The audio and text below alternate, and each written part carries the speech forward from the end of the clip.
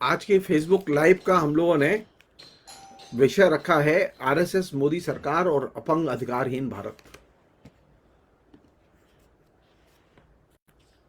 और ये विषय जब रखा गया तो ये दिमाग में थी ये चीज कि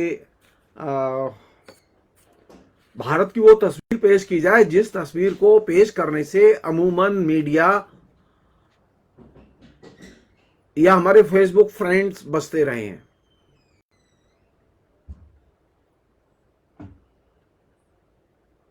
लेकिन अचानक ये देखा कि पिछले 2 दिन से मीडिया ने एक नया कैंपेन शुरू किया और उस कैंपेन का लक्ष्य यह है, ये बताया जाए कि मोदी की जान को खतरा है। मैं बहुत विनम्रता के साथ कहना चाहता हूं कि मोदी की जान के लिए न पहले कोई खतरा था, न आज कोई खतरा है, न उस पंजाब के दौरे के दौरान कोई खतरा था। अगर मोदी के लिए कोई खतरा है तो मोदी के सिर्फ अपने लोग हैं जो मोदी को गलत सलाह दे रहे हैं।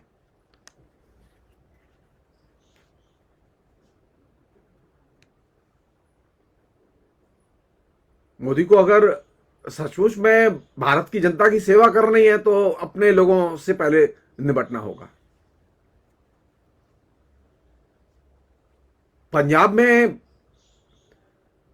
पिछले 7 साल में एक भी बीजेपी के नेता की पिटाई नहीं हुई। इतना बड़ा किसान आंदोलन 1 साल से अधिक समय तक चला जिसमें लाखों किसानों ने हिस्सा लिया। किसी भी बीजेपी के नेता की पंजाब में कोई हत्या नहीं हुई। रही बात प्रतिवाद की, तो किसानों को प्रतिवाद का पूरा हक है। जिस तरह से नरेंद्र मोदी को अपनी चुनाव सभा करने का हक है, किसानों को, पंजाब की जनता को यह पूरा हक है कि वह नरेंद्र मोदी को मीटिंग में जाने से रोकें।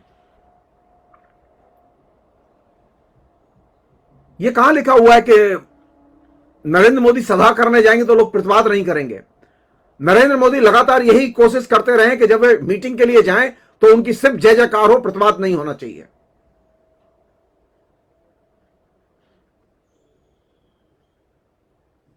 नरेंद्र मोदी अच्छी तरह से जानते हैं कि पूरे देश में किसानों में भयंकर आक्रोश है। पंजाब के किसानों में खास तौर पर आक्रोश है क्योंकि सैकड़ों किसान आंदोलन करते हुए मर गए। हजारों किसानों के ऊपर अभी भी पुलिस केस चल रहे हैं।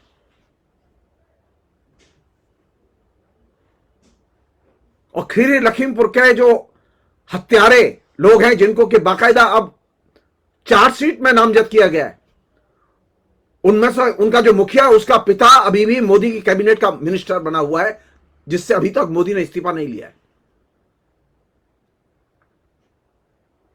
किसानों को पूरा हक है यह कि वे मोदी को मीटिंग न करने दें, और मोदी को ही नहीं, बीजेपी के किसी भी नेता को मीटिंग न करने दें।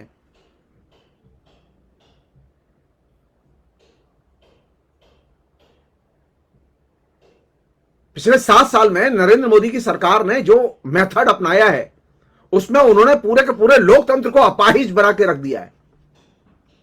सारे मीडिया को परचेज किया हुआ है। मीडिया में कहीं कोई बोल नहीं सकता, कोई प्रतिवाद नहीं कर सकता। और जो लोग प्रतिवाद करते हैं उनके ऊपर यूएपीए के तहत झूठे झूठे केस लगाए गए हैं और दूसरी धाराओं के तहत केस लगाए गए, उनकी जमानतें नहीं हो रही हैं। ऐसे लोगों के ऊपर केस लगाए गए हैं जिन्होंने कभी कोई हिंसा नहीं की, कोई वारदात नहीं की, और ये केस 2-1 लोगों पर नहीं लगे। कई हजार लोग हैं जो कि अभी यूएपीए के तहत हिंदुस्तान की जेलों में बंद हैं।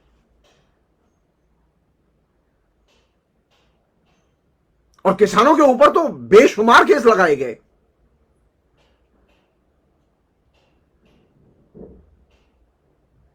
नरेंद्र मोदी किस मुंह से जनता के बीच में जाना चाहते हैं, और खासतौर पर पंजाब की जनता के बीच में जाना चाहते हैं? जिन पंजाब के किसानों को नरेंद्र मोदी सरेआम, उनके प्रोपेगेंडा जो करने वाले लोग थे, सरेआम आतंकवादी कहकर अपमानित करते रहे। नरेंद्र मोदी ने एक भी व्यक्ति के खिलाफ एक्शन नहीं लिया कि आप किसानों को आतंकवादी क्यों कह रहे हैं।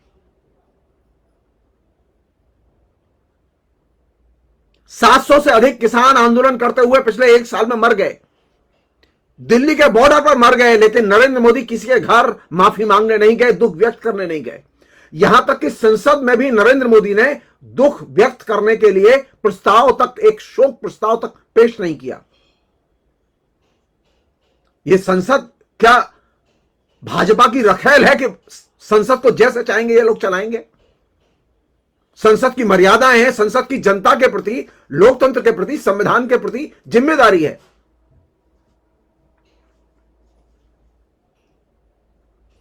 संसद को चलने नहीं दे रहे। संसद में जो लोकतांत्रिक अधिकार है विपक्ष के, विपक्ष को अपने लोकतांत्रिक अधिकारों का इस्तेमाल नहीं करने दे रहे, विपक्ष को जनता के सवाल नहीं उठाने दे रहे। और वह नरेंद्र मोदी कह रहे हैं कि जनता के बीच में जब वो जाते हैं और जनता प्रतिवाद करती है तो कहते हैं कि मेरी जान को खतरा है।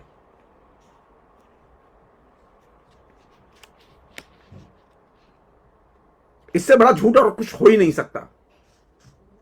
बल्कि वास्तविकता में जो मैं आज आपसे शेयर करने जा रहा हूं वो और भी भयानक है। नरेंद्र मोदी ने पिछले 7 साल के शासन में हिंदुस्तान के करोड़ों लोगों को गरीबी और भुखमरी के कगार पर पहुंचा दिया है, उनकी जान के लिए खतरा पैदा कर दिया है। निश्चित तौर पर प्रधानमंत्री की जिंदगी बहुत महत्वपूर्ण है, लेकिन एक गरीब आदमी की भी जिंदगी महत्वपूर्ण है जिसका रोजगार चला गया। लेकिन नरेंद्र मोदी की आंखों में तो कोई आंसू नहीं दिखाई देते। राष्ट्रपति ने कभी चिंता व्यक्त नहीं की कि हिंदुस्तान के करोड़ों लोगों का रोजगार छिन गया। राष्ट्रपति दुखी हैं। नरेंद्र मोदी ने एक स्टेप नहीं लिया जिससे करोड़ों लोगों के जो परिवार बर्बाद हुए इस बीच में उनको बचाया जा सके।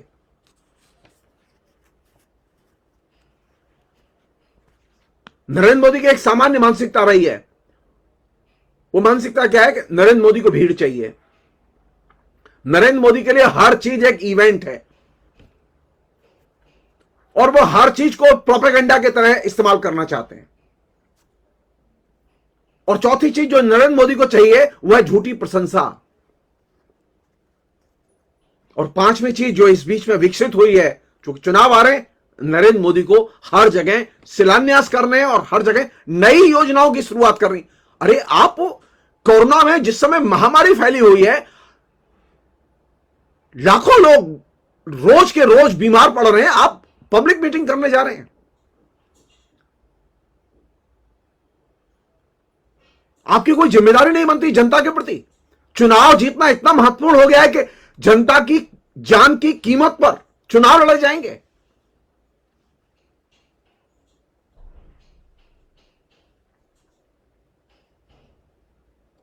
सुप्रीम कोर्ट के आदेश के बावजूद, सुप्रीम कोर्ट ने आदेश दिया था कि हिंदुस्तान की जनता को दिसंबर के अंत तक वैक्सीनेशन कंप्लीट होना चाहिए, लेकिन 60% से अधिक लोगों को 2 डोज नहीं लगे। सिर्फ 60% लोगों को 2 डोज लगे हैं। 40% जनता अभी भी बिना डोज के पड़ी हुई है।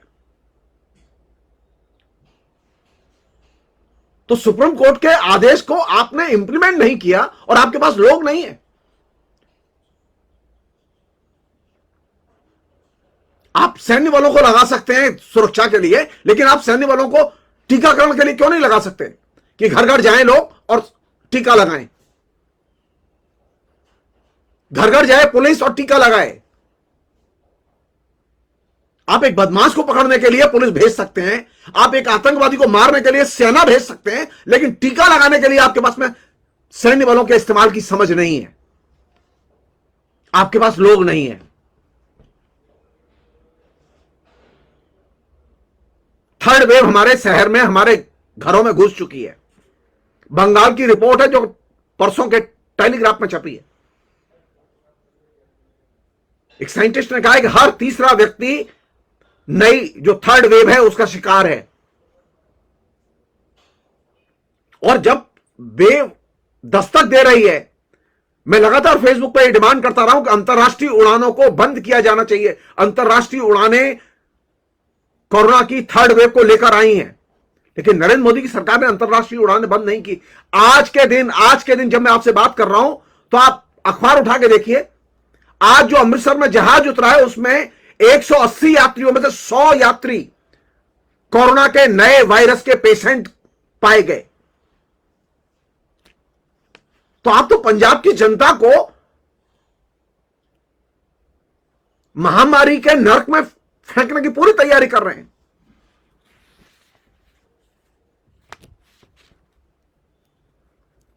सारे अफ्रीका के देशों ने अपने यहां विदेशी फ्लाइट बंद कर रखी हैं।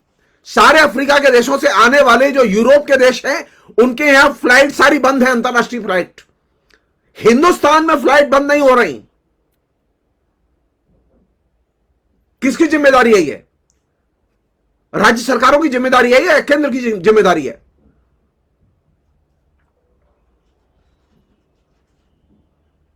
हिंदुस्तान में एक सामान्य नागरिक के पास में एक क्रोसिन खरीदने के लिए पैसा नहीं है, लेकिन नरेंद्र मोदी को यह बात समझ में नहीं आती। वो लगातार जो अंतरराष्ट्रीय उड़ानें उनको जारी रखे हुए हैं और उनके जरिए लगातार हमारे बीच में पेशेंट आ रहे हैं और महानगर अब नरक बन चुके हैं। कौन लोग हैं इसके लिए जिम्मेदार? अगर एक आदमी की भी मौत हुई है, जो कि अभी हो चुकी है, नए जो ओमिक्रॉन से, नए वायरस से जो एक आदमी की मौत हुई है, कौन है उसका जिम्मेदार? नरेंद्र मोदी को अपनी जान की चिंता है, लेकिन गरीब मर रहा है, गरीब की इकोनॉमी कोलैप्स कर रही है, इसकी कोई चिंता नहीं है। जिस समय यह नया वायरस फैल रहा है, नरेंद्र मोदी की लगातार एक्टिविटीज, आप ऑनलाइन भी तो ये काम कर सकते हैं। आपको गैदरिंग चाहिए, आपको भीड़ चाहिए, और भीड़ में भी आपको सारे कानून तोड़ के आप भीड़ में जाएंगे।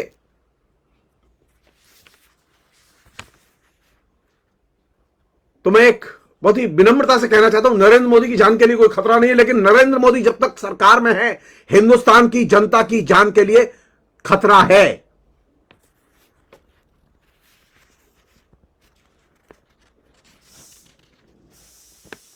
4.5 लाख लोग मरे, 4.5 लाख से ज्यादा अधिक लोग कोरोना से मरे। नरेंद्र मोदी की सरकार ने यह सुप्रीम कोर्ट में एफिडेविट देके कहा कि हम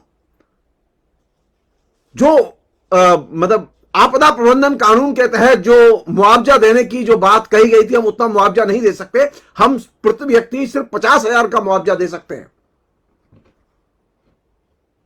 अभी तक 50% लोगों के पास में भी मुआवजा नहीं पहुंचा है।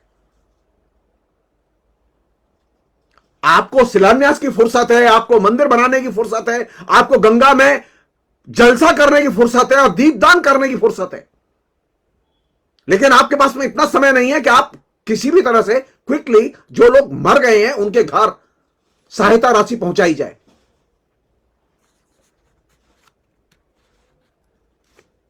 और इससे भी दुख की बात यह है कि हम जो मध्य वर्ग के लोग हैं, उनको अब यह तबाही देखकर गुस्सा नहीं आता, सरकार के प्रति आक्रोश पैदा नहीं होता।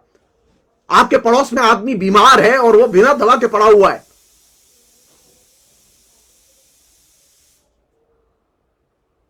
नरेंद्र मोदी ने फार्मास्यूटिकल इंडस्ट्रीज के लिए सिर्फ कोरोना पीरियड में, आप जान लीजिए, 66,000 करोड़ रुपीस का बिजनेस दिया। पता किया जाना चाहिए कि कितना चंदा मिला भाजपा को इससे। 66,000 करोड़ रुपए का कोरोना में बिजनेस किया है तमाम किस्म की ड्रग्स और हॉस्पिटल कंपनियों ने।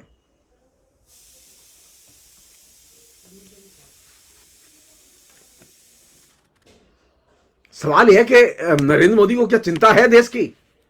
जैसा कि मैंने कहा कि आज मैं यह बताना चाहता हूं कि खाली नरेंद्र मोदी ने 7 साल के शासन में एक शक्तिशाली आत्मनिर्भर भारत था, उसे अपंग और अधिकारहीन भारत में कन्वर्ट कर दिया है।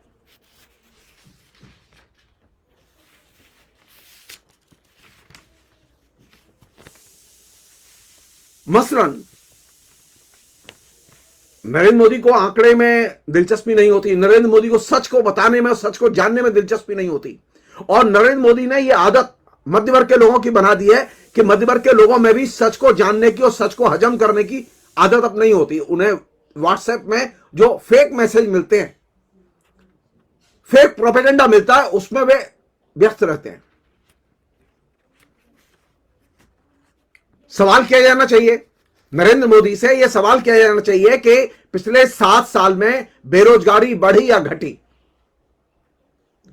हर मतदाता सवाल करे भाजपा के लोगों से।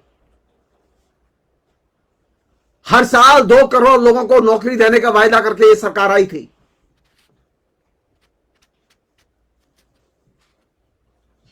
लेकिन आज स्थिति इतनी बदतर है कि आज बेरोजगारी अपने चरम पर है।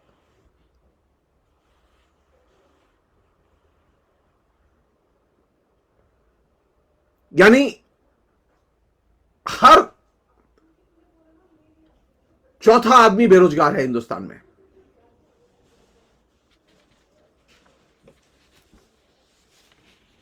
ग्रामीणों को न्यूनतम मजदूरी तक नहीं मिल रही। नरेंद्र मोदी का किसान प्रेम देखिए। ग्रामीणों को जो मनरेगा का जो स्थापित मानदंड था उसके हिसाब से भी उन्हें ना तो काम मिल रहा है ना पेमेंट मिल रहा है।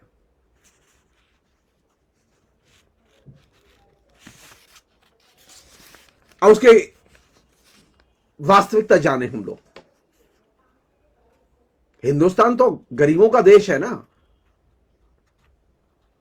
गांव का देश है। हिंदुस्तान गांव में रहता है, हिंदुस्तान महानगर में नहीं रहता।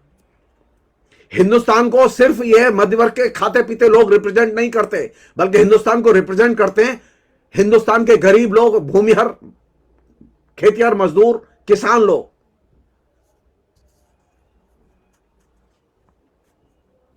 नरेंद्र मोदी ने अपनी नीतियों के जरिए भारत के, ग्राम्य भारत के नागरिकों की दशा को किस तरह बदसूरत बना दिया है, उसका सिर्फ आपको आज सिर्फ लेखा जोखा आपके सामने रखूंगा मैं।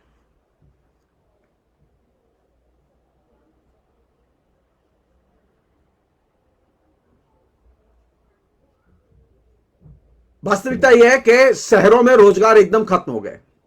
अब शहरों में रोजगार नहीं है। शहरों में रोजगार तेजी से गिरे हैं, खत्म हुए हैं, और ये शहरों में रोजगार बढ़े नहीं हैं, लगातार घट रहे हैं। तो शहर में जो लोग काम कर रहे थे वे अपने गांव लौट गए, और इसका दुष्परिणाम यह निकला कि अचानक सन 2021 के पहले के 8 महीनों में, यानी अप्रैल से लेकर नवंबर 2021 तक,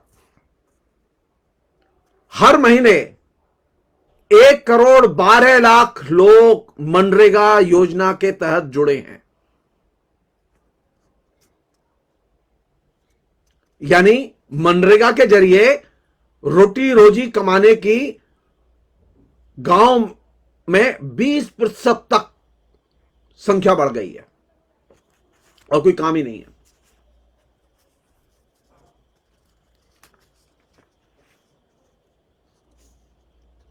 आंकड़े बताते हैं कि सन 2021 में 11 करोड़ 2 लाख लोग, यानी प्रतिमाह 93 लाख लोगों को प्रतिमाह मनरेगा में काम मिला।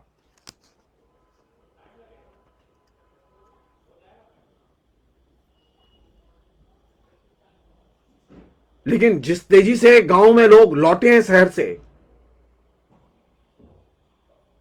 उसने स्थिति एकदम बदल दी, और 2022 तक आते आते अब स्थिति यह है कि प्रति माह 1,12,00,000 लोग, यानी तकरीबन 42% आबादी, गांव की 42% आबादी अभी मनरेगा पर निर्भर है। यह आत्मनिर्भर भारत है।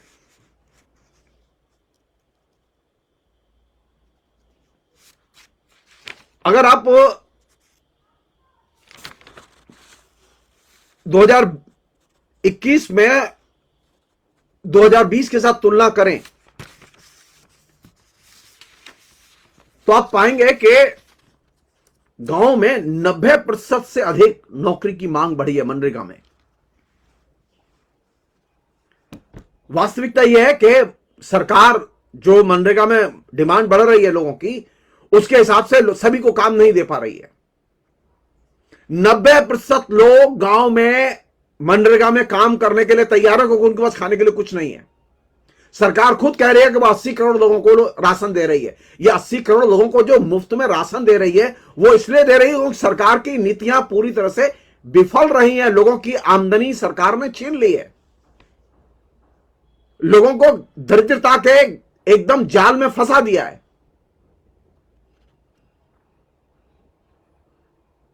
तो कायदे से गांव में 90% से अधिक लोगों को रोजगार मिलना चाहिए मनरेगा में, लेकिन मिल कितने के लोगों को रहा है? सिर्फ 61% के करीब लोगों को रोजगार मिल रहा है। नियम यह था, मनरेगा में नियम यह था कि एक परिवार को कम से कम 100 दिन काम मिलेगा।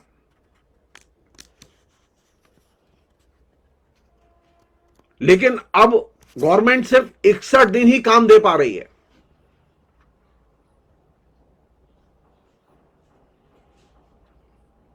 स्थिति की भयानकता का अंदाज लगाइए आप।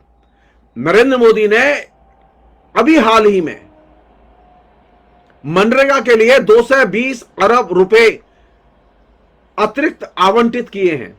पहले से जो आवंटित था पैसा, उससे काम नहीं चल रहा था, बल्कि 220 अरब रुपया अतिरिक्त आवंटित करना पड़ा। इसके बावजूद सिर्फ 61% लोगों तक मनरेगा की योजना पहुंची है। अभी भी 30% लोग एकदम महागरीबी में रह रहे हैं।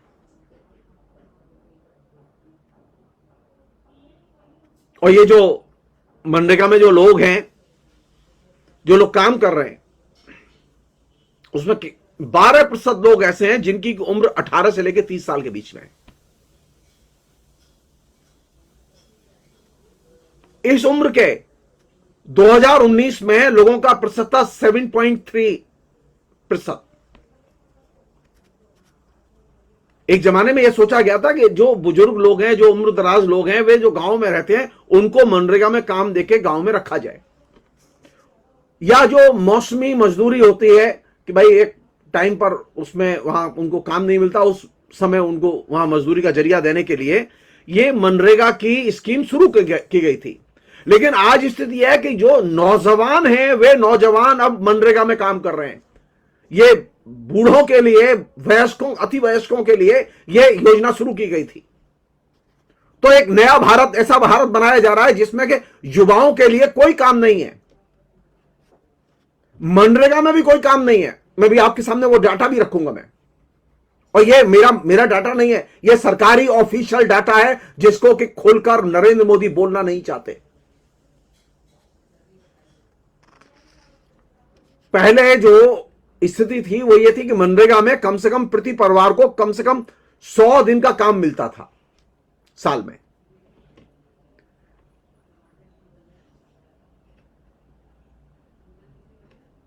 लेकिन अब पूरे साल में सिर्फ 46 डेज काम मिलता है।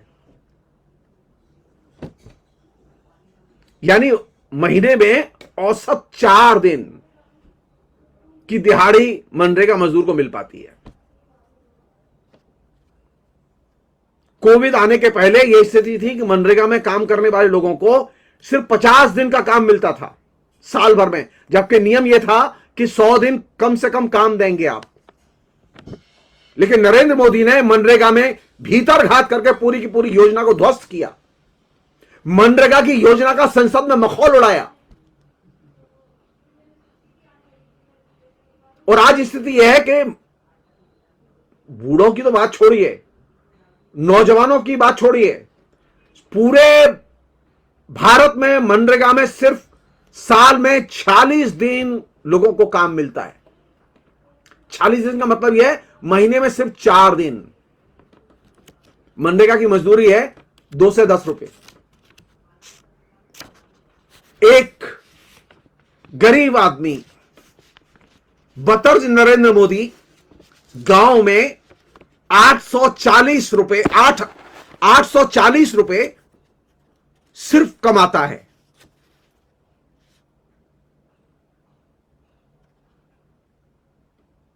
शर्म आनी चाहिए। 840 रुपए में वो क्या खाएगा, क्या पहनेगा, क्या कमाएगा, क्या खर्च करेगा, और इसकी भी कोई गारंटी नहीं है। मैं एक बार फेसबुक लाइव में आपसे शेयर कर चुका हूं, जो लोग मनरेगा में काम पा रहे हैं उनके उनको काम तब मिलता है जब वे दलालों को कमीशन देते हैं। हर दलाल मनरेगा मजदूर से प्रतिदिन के हिसाब से कहीं 50 रुपया, कहीं 100 रुपया कमीशन खा रहा है। तो किसी भी मजदूर के हाथ में 150 रुपए से अधिक मजदूरी नहीं पहुंच रही। इसका मतलब है कि महीने में सिर्फ वह 600 रुपए कमाता है। हम जानना चाहते हैं कि भारतीय जनता पार्टी के लोग क्या इस बात के लिए तैयार हैं कि हिंदुस्तान के सामने कहें कि नरेंद्र मोदी के शासन में मनरेगा में सिर्फ महीने में 4 दिन काम मिलते हैं किसानों को। क्यों नहीं किसान प्रतिवाद करेंगे? क्यों नहीं सड़कों पर निकलेंगे? मेरा तो मानना यह है कि मैंने पहले भी कहा है, बीजेपी के लोगों को कहीं भी गांव में किसानों को घुसने नहीं देना चाहिए, उनको मीटिंग नहीं करने देनी चाहिए, क्योंकि उन्होंने किसानों के रोजी रोटी पर आघात किया है, उनकी रोजी रोटी छीनी है।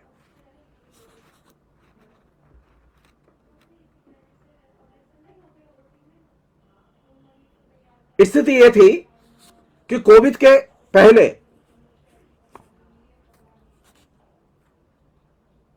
जैसा कि मैंने कहा कि सिर्फ 50 दिन काम मिलता था, जो घट के अब 46 दिन रह गया है साल भर में।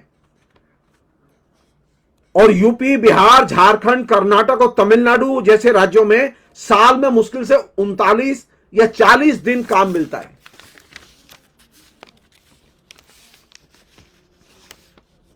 कहने का मतलब यह भी है कि मनरेगा कोई स्थायी रोजगार नहीं है, यह तो अस्थायी रोजगार है।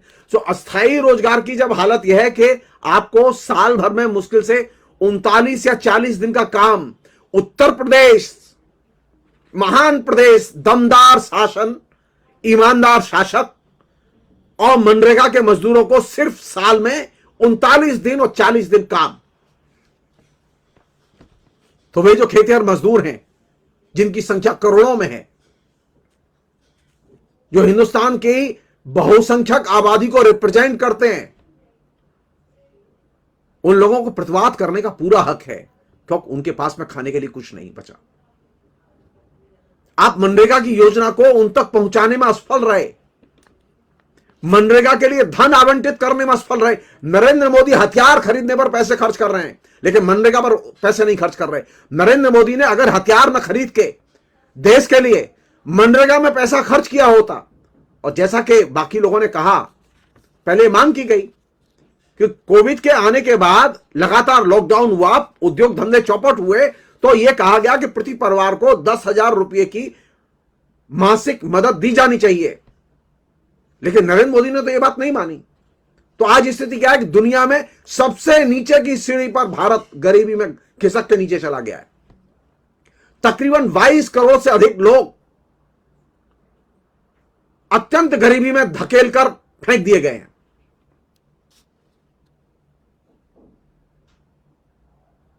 कोविड के दौरान अमेरिका में तो गरीबी नहीं आई, ब्रिटेन में गरीबी नहीं आई, जर्मनी में गरीबी नहीं आई, जापान में गरीबी नहीं आई, चाइना में गरीबी नहीं आई, क्योंकि वहां की सरकारों ने प्रत्येक नागरिक को पैसे दिए। लेकिन नरेंद्र मोदी ने एक फूटी कौड़ी नहीं दी।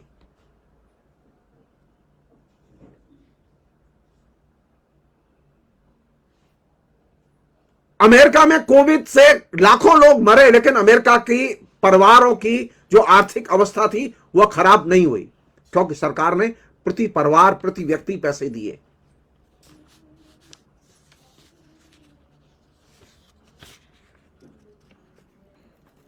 एक अन्य चीज है, और बहुत ही दिलचस्प चीज है ये, कि एक तरफ महंगाई बढ़ रही है, एक तरफ बेरोजगारी बढ़ रही है, एक तरफ लोगों के पास में पैसे नहीं है, कंगाली बढ़ रही है, वहीं दूसरी तरफ शेयर मार्केट ऊंचाई पर है।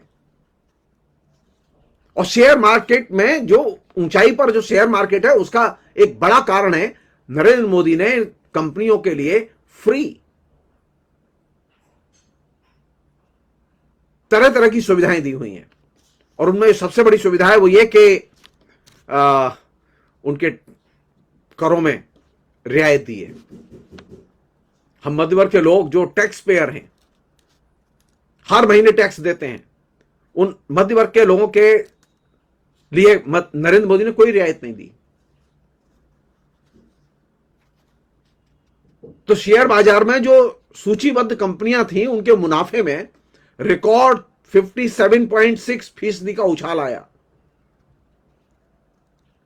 यानी शेयर मार्केट के में जो पैसा लगा हुआ था उसकी जो लागत कॉस्ट जो आंकी गई वो ये 5.31 लाख करोड़ रुपए, यानी जीडीपी के अनुपात में शेयर मार्केट में 2.63% की बढ़ोतरी हुई। यह 10 साल की सबसे बड़ी बढ़ोतरी है। तो ये जो मध्यवर्ग के लोग जो शेयर मार्केट खेलते हैं वे लोग तो एकदम चंगे हैं, उनके लिए नरेंद्र मोदी जो है वो सोने की खान है। लेकिन जो गरीब लोग हैं जो लगातार गरीबी के रेखा के नीचे खदेड़ कर फेंके जा रहे हैं,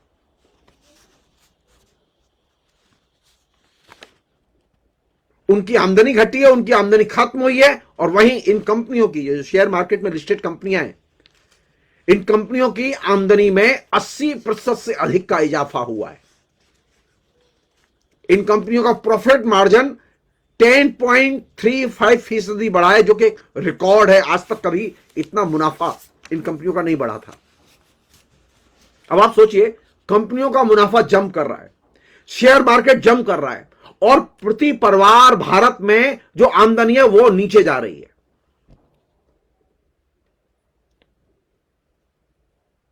इस दौरान ऑफिशियली 1,26,00,000 लोग अपनी नौकरियां खो चुके हैं।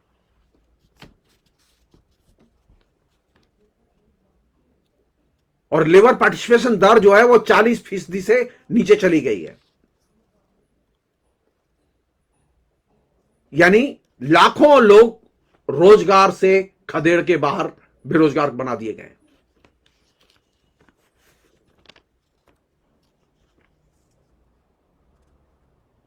सीएसओ के अनुसार 2020-21 में प्रति व्यक्ति आय 8,637 रुपए घटी है। कंपनियों के मालिकों की आमदनी बढ़ी, लेकिन प्रति व्यक्ति आय 8,637 रुपए घटी है।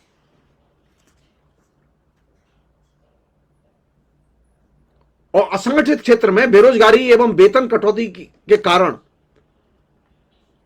आय में 16,000 करोड़ रुपए की कमी आई है।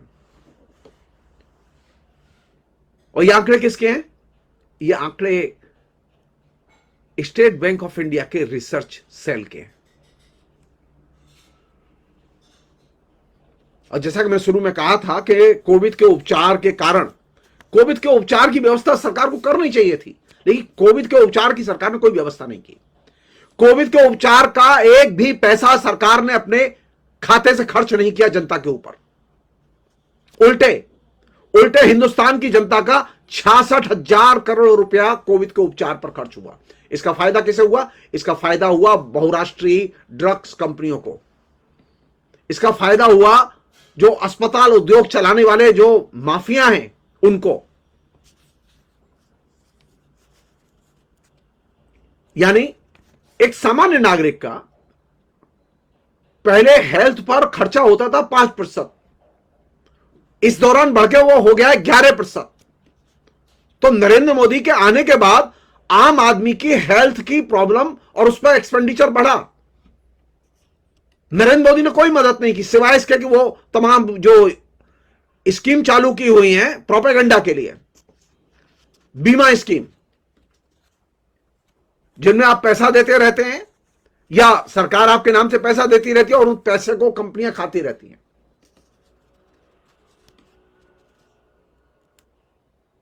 जैसा कि मैंने आपसे कहा कि सरकार ने जो नौकरी पेशा लोग थे उनको इनकम टैक्स में कोई रियायत नहीं दी, उनसे जम के टैक्स वसूली की गई, लेकिन कंपनियों को विभिन्न किस्म के टैक्स में रियायत दी गई, जिससे कि मार्केट में जो शेयर मार्केट में जो आपको रोमांटिसिज्म दिखाई देता है, उछाल दिखाई देता है, वो उछाल पैदा हुआ। तो एक तरफ इन कंपनियों ने, जिनका के अब शेयर मार्केट में उछाल दिखाई दे रहा है, इन कंपनियों को करों में रियायत दी गई, इन कंपनियों ने अपने खर्चों में कमी की, बड़े पैमाने पर छटनी की, और मंदी के कारण इन कंपनियों की कमोडिटी की लागत कम हुई, उस पर बचत हुई। इसलिए शेयर मार्केट में जश्न का माहौल है। शेयर मार्केट में इसलिए जश्न का माहौल नहीं है कि हिंदुस्तान में पूंजी निवेश हो रहा है, हिंदुस्तान का इंडस्ट्रियलाइजेशन हो रहा है, जी नहीं। एक और चीज है, 15 क्षेत्र के जो उद्योग हैं उनकी जो लिस्टेड 1000 कंपनियां हैं, उन्होंने अपनी उन कंपनियों में से 2021 में उन कंपनियों पर, विभिन्न कंपनियों पर कर्ज हैं बैंकों के, तो उन कंपनियों ने अपने बैंक के तकरीबन 1.7 लाख करोड़ के कर्ज बैंकों को अदा किए। इनमें तेल कंपनियां शामिल हैं, इनमें स्टील की कंपनियां शामिल हैं, इनमें उर्वरक की कंपनियां शामिल हैं, इनमें कपड़ा की कंपनियां शामिल हैं, इसमें खनन से जुड़ी हुई कंपनियां शामिल हैं। इन कंपनियों ने बड़े पैमाने पर बैंकों के कर्ज चुकाए। दिलचस्प बात यह कि ये कर्ज चुकाने तो गई, लेकिन ये निवेश करने नहीं गई। सवाल किया जाना चाहिए कि निवेश क्यों नहीं किया इन्होंने। अगर निवेश किया होता तो रोजगार में बढ़ोतरी होती, लेकिन रोजगारों में बढ़ोतरी नहीं हुई।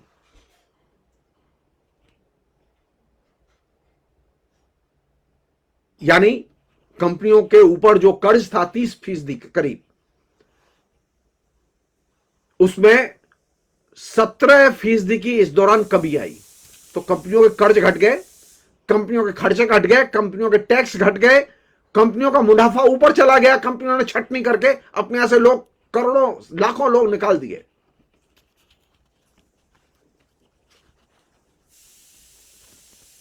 वहीं दूसरी ओर आम आदमी के ऊपर कर्ज बढ़ गया। आखिरी पहलू है ये जिसको कि मैं मेंशन करना चाहता हूं। नरेंद्र मोदी के सत्ता में आने के बाद हर व्यक्ति के ऊपर कर्ज बढ़ा है। मसलन सन 2010 से सन 2019 के बीच में परिवारों के ऊपर कुल कर्ज, उनकी खर्च योग्य जो उनके पास में आमदनी होती थी, उसमें 30% हुआ करता था, जो बढ़ के 45% हो गया।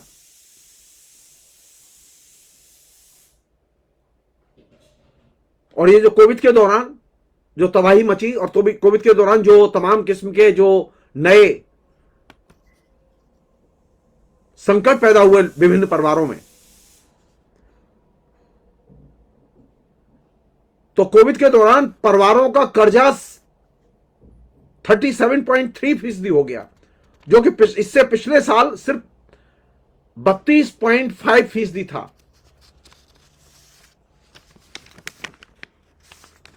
यानी अब सामान्य नागरिक कर्जे में डूबा हुआ है और कर्जा महंगा है उसके लिए, और लाइफ उसकी जोखिम भरी है।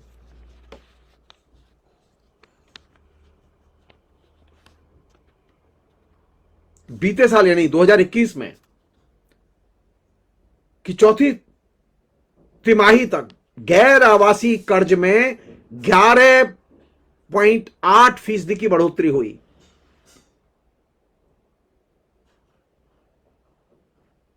और जो गोल्ड लोन लेती हैं, सोना गिरवी रख के जो लोग लोन लेते हैं, जो गोल्ड लोन कंपनियां हैं, उन गोल्ड लोन कंपनियों ने पिछले दिनों 1900 करोड़ रुपए के जेवरात जो उनके यहां रखे हुए थे, जो कि लोग छुड़ा नहीं पाए, वे जेवरात नीलामी करके बेचे।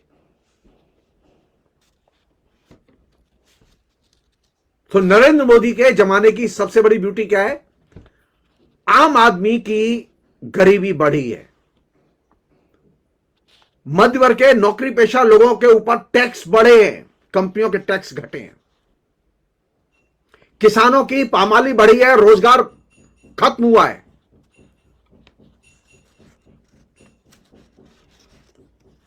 एक आंकड़ा है जो कि बहुत महत्वपूर्ण आंकड़ा है, जिससे कि सरकार के दृष्टिकोण का पता चलता है कि नरेंद्र मोदी किसके साथ खड़े हैं। नरेंद्र मोदी जनता के साथ नहीं है। सन 2010 में केंद्र सरकार के पास में कंपनियों से 40 रुपए राजस्व के रूप में आते थे और आम लोगों से 60 रुपए आते थे। लेकिन 2020 में कंपनियों से मात्र 25 रुपया राजस्व के रूप में आया और आम परिवार से 75 रुपया टैक्स के रूप में वसूला गया।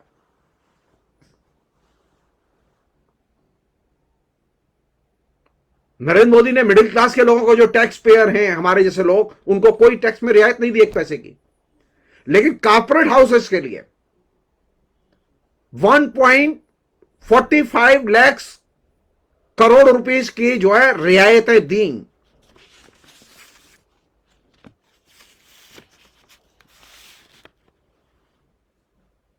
इसके विपरीत 2010 से लेकर 2020 के बीच में भारतीय परिवारों पर टैक्स यानी इनकम टैक्स, जीएसटी वगैरह मिला के इनकम टैक्स का बोझ, जीएसटी का बोझ बढ़ के 60 से, पहले 60% था, 60 से बढ़कर 75% हो गया।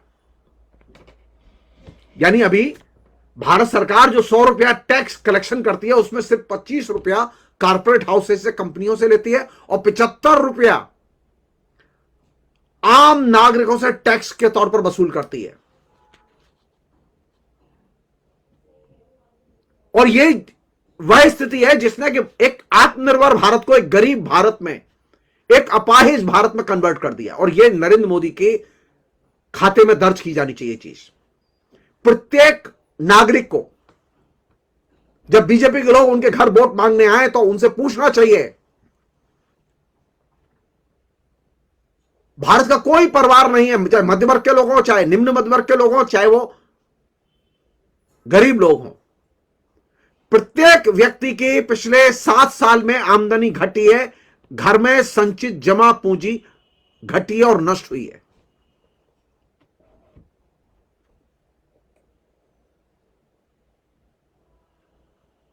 जो राष्ट्रीय आय में जो गिरावट आई है उसमें 80% नुकसान जो है वो भारत के परिवारों का हुआ है। छोटी कंपनियों का नुकसान हुआ जिनमें 5 लोग, 7 लोग, 8 लोग, 10 लोग काम करते थे, ऐसी लाखों कंपनियां बंद हो गई। अब आप इसके विपरीत देखिए, कनाडा में, अमेरिका में, ब्रिटेन में, जैसा कि मैंने शुरू में कहा आपसे, जर्मनी में, यूरोप के देशों में परिवार के लोगों की आमदनी में, प्रति परिवार की आमदनी में गिरावट नहीं आई। हमारे यहां 8,500 रुपए की गिरावट आई।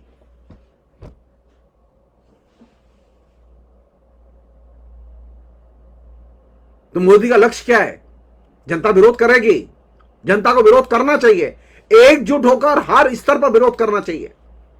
मोदी का नारा है कंपनियां कमाएं और मौज बनाएं और गरीब लोग गवाएं और कर्ज में अपनी गर्दन फंसाएं। तो जाहिर है हिंदुस्तान का गरीब जवाब तो मांगेगा आपसे। हिंदुस्तान का किसान, गरीब किसान, खेतिहर मजदूर, वो आपको घेरेगा। उसका यह लोकतांत्रिक अधिकार है कि वो आपको मीटिंग न करने दे, आप जवाब दें कि उसकी आमदनी कहां गई। क्योंकि नरेंद्र मोदी के 7 साल के शासन में भारत का आर्थिक विखंडन हुआ है, आर्थिक विध्वंस हुआ है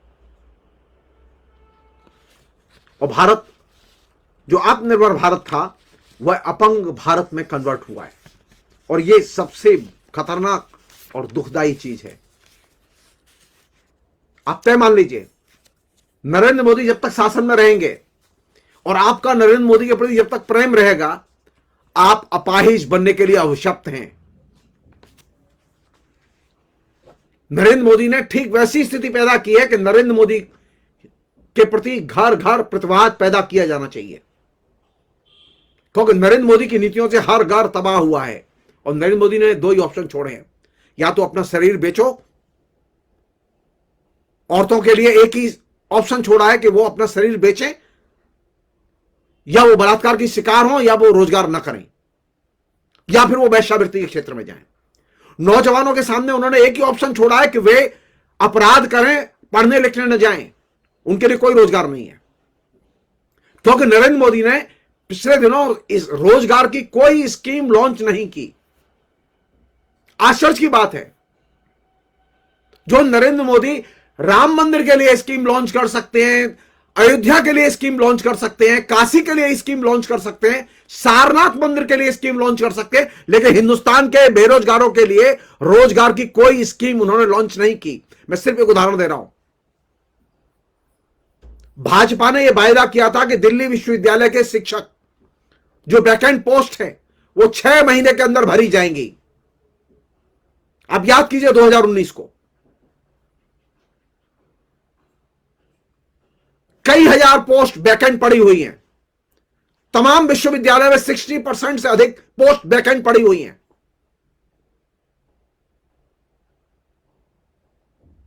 और आप मस्त हैं कि मोदी जी बहुत अच्छा काम कर रहे हैं।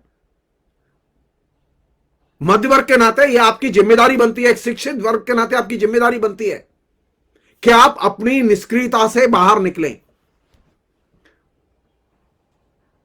नरेंद्र मोदी के खिलाफ में सवाल करना सीखें, और नरेंद्र मोदी का जो फेक प्रोपेगेंडा है, अगर सचमुच में नरेंद्र मोदी की जान को खतरा था तो नरेंद्र मोदी को तत्काल अमित शाह को गृह मंत्री के पद से हटा देना चाहिए, क्योंकि नरेंद्र मोदी की सुरक्षा की जिम्मेदारी पूरी तरह से गृह मंत्रालय की देखरेख में होती है।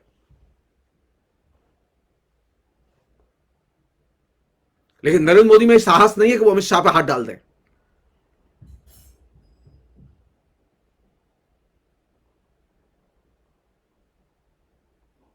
अंत में यह आपकी जिम्मेदारी है। लोकतंत्र आपके हाथ में है, हिंदुस्तान के सामान्य नागरिकों के हाथ में है। आप लोकतंत्र को बचा सकते हैं, बशर्ते कि आप नरेंद्र मोदी की नीतियों के बारे में ज्यादा से ज्यादा सवाल करें। बेरोजगारी के बारे में तो ये मनरेगा तो एक छोटा सा एस्पेक्ट है जिसके बारे में मैंने आपसे बात की है। वो बात मैंने इसलिए की क्योंकि फेसबुक पर जो मध्य वर्ग के लोग हैं उनका कंसर्न ही नहीं है, गांव के गरीब लोग, खेतिहर लोग, एक कंसर्न ही नहीं है। लेकिन हमारा तो कंसर्न है। एकमात्र क्षेत्र था गांव किसानी, जो के मनरेगा के बावजूद जहां उत्पादन गिरा नहीं बल्कि बढ़ा। बाकी उद्योग धंधों में सब में उत्पादन गिरा, और वहां जो मेहनत मजदूरी करने वाले लोग हैं, वहां जो परिवार रहते हैं गांव में, वे आज बदहाली के कगार पर ढकेल दिए गए। 80 करोड़ से अधिक लोग कंगाली के दायरे में खदेड़ के वापस भेज दिए गए। तो आपकी जिम्मेदारी बनती है नरेंद्र मोदी और उनके जितने भी सिपह सालार हैं, वे जब भी आपके बीच में आए, आप जम के प्रतिवाद कीजिए, सवाल कीजिए, उनको घेरिए और उनको इलेक्शन में आइसोलेट कीजिए, हराइए। फिलहाल इतना ही। बहुत बहुत शुक्रिया। Thank you.